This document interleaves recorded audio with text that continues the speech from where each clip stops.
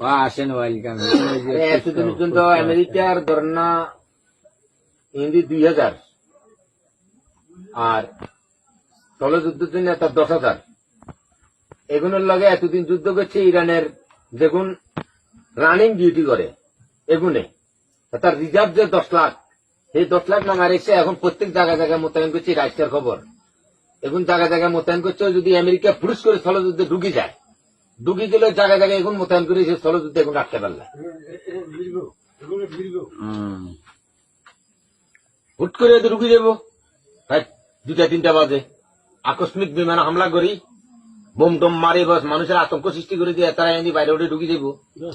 এই ঢুকি গেলে মানে ওগুলো চারিদিক থেকে আটকালে আর বাইরে আমেরিকা ফলো করছে যে বাইরে নইলে প্যারাসুট আছে না, হেলিকপ্টার প্যারাসুটে 2000 নামবো।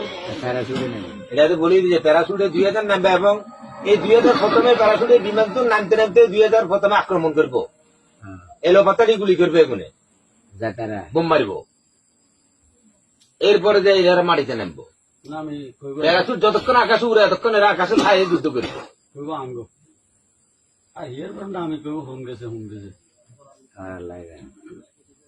আর কালিয়া দেখলাম আমি ইরাকের যুবক শ্রেণীর যে সমস্ত পোলা পাইন এখন স্বইচ্ছায় সরকারের কাছে আইয়ে সেনাবাহিনীর কাছে আইয়ে ট্রেনিং এর জন্য যুদ্ধ করার জন্য লাখ লাখ পোলা পাইন আইতে আছে।